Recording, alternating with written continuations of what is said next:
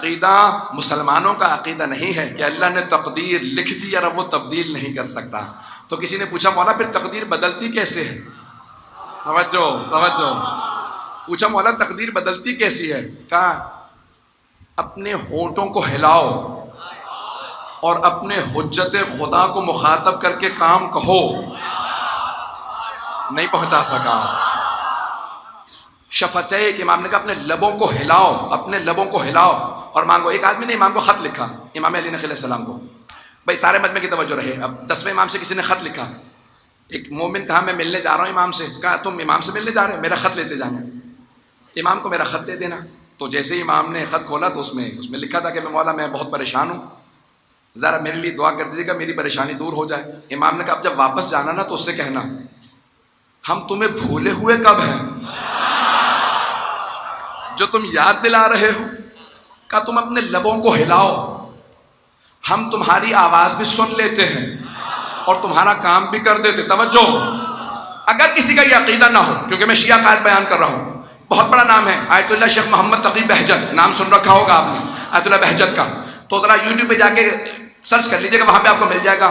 ایک طالب علم نے کیمرہ آن کیا، ریکارڈ کر رہا، بہجت کو نہیں معلوم، کہا آغا ہم امام زمانہ سے آپ کے کہنے کی وجہ سے باتیں کرتے رہتے ہیں، کیا مولا ہماری باتیں سنتے ہیں؟ تو آغا مرحوم شیخ محمد تقی بہجت نے جواب دیا، کہا کہ یہ جو تم نے بھی سوال کیا نا، اس سے پہلے کہ میں سنوں مولا نے سنا۔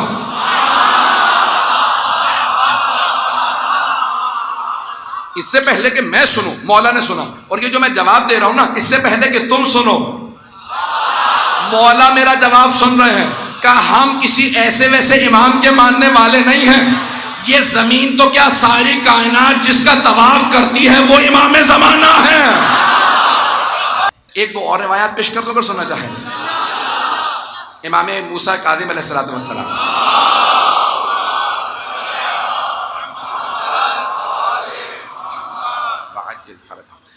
ساتویں امام سے دو بھائی ملنے کے لیے آئے، آنے کے بعد مولا کو سلام کیا۔ اچھا دیکھیں، ہر زمانے میں ہر طرح کے لوگ موجود ہوتے ہیں، جیسے آج کے زمانے میں بھی کوئی بہت ہی مضبوط ایمان کا شیعہ بھی ہوتا ہے، کوئی بیچارہ ضعیف الایمان بھی ہوتا ہے۔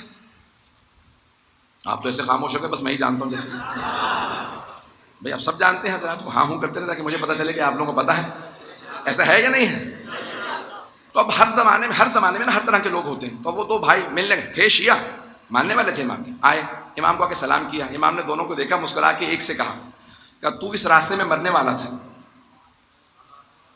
یہ جو تم حج کے لیے چلے ہو مجھ سے ملنے آئے ہو نا، تو دونوں میں سے ایک بھائی سے کہا تم اس راستے میں مرنے والے تھے، تمہاری موت لکھی ہوئی تھی، تمہاری قسمت میں موت لکھی ہوئی تھی۔ اس نے کہا آپ کو کیسے پتا؟ امام سے کہہ رہا بیچارہ، تو کہا آپ کو کیسے پتا؟ امام نے کہا کہ پہلے پوری بات سن لے پھر سوال کرنا۔ کہا جب تم چلے نا تو راستے میں تم دونوں اپنی پھپھی سے ملنے گئے تھے۔ اس نے کہا مولا گئے تو تھے، کسی کو بتایا نہیں، آپ کو کیسے پتا؟ امام نے کہا ابھی بھی پورا نہیں سنا، بیچ میں بولے چلا جا رہا، پتہ نہیں لوگ ہیں یا نہیں۔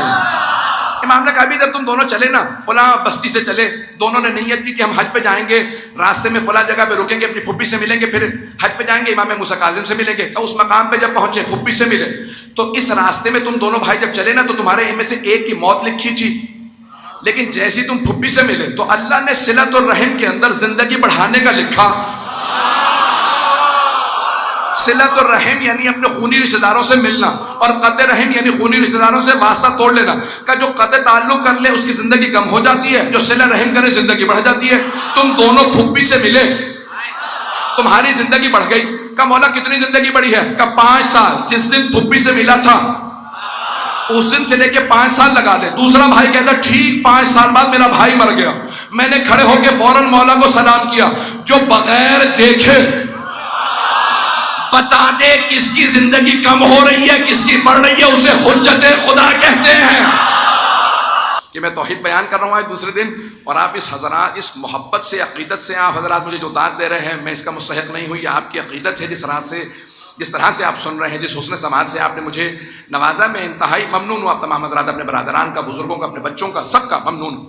عزیزان گرامی، حضرت عیسیٰ کے مقام سے گزر رہے تھے، روایت آپ نے سنی ہوئی ہوگی، تو حواری ساتھ میں تھے، حواریوں سے ایک مرتبہ کہا آج تو یہاں پہ شادی ہو رہی ہے، خوشی منا رہے ہیں، کل یہیں پہ غم ہوگا۔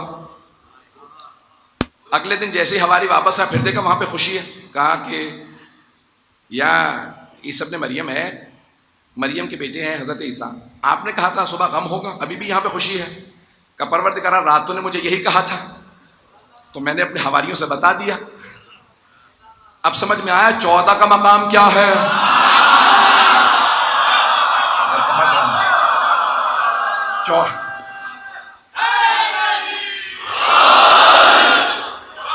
چودہ کا مقام کیا ہے؟ ابھی بھی میں پہنچا نہیں پکا، میں جلدی سے واقعہ مکمل کر لوں پھر اشارہ کروں گا۔ تو جناب عیسیٰ نے کہا پروردگار رات تو نے مجھے بتایا کہ یہاں پہ بھی شادی ہو رہی ہے، صبح دونوں یہاں پہ غم ہوگا، تو پروردگار کیا ہوا؟ کبھی رات دولہا دلہن نے مر جانا تھا، ان کی قسمت میں لکھا تھا، تقدیر میں یہی تھا کہ دولہا دلہن مر جائیں گے، دولہا دلہن مر جائیں گے، لیکن وہ صدقہ دے کے گئے تھے حجرے میں، وہاں جا کے دیکھو گے تو ایک سانپ موجود ہے، جب گئے تو دیکھا بستر کو ہٹایا سانپ موجود تھا، کہا وہ کاٹ نہیں سکا کیونکہ انہوں نے صدقہ نکال دیا تھا۔ الصدقہ ترد البلا، صدقہ بلا کو ٹال دیتا ہے، کہا وہ سانپ کاٹ نہیں سکا کیونکہ وہاں پہ انہوں نے صدقہ دیا تھا۔ عزیزان گرامی صدقہ دینے سے بلا ٹل جاتی ہے، تو تقدیر بدل گئی نا، شیعہ سنی کتابوں میں ہے تقدیر بدل گئی نا۔ اب وہ جو اعتراض کرتے ہیں کہ اس کچھ لوگ پہنچ گئے، اگر کوئی اعتراض کرے نا کہ کس کی قسمت میں اگر اللہ نے تقدیر میں اولاد نہیں لکھی تو نہیں ہو سکتی، تو کہنا اللہ تقدیر لکھ کے بدل دیتا ہے۔ اگر عیسیٰ کی وجہ سے ہو سکتا ہے تو فخر عیسیٰ حسین کی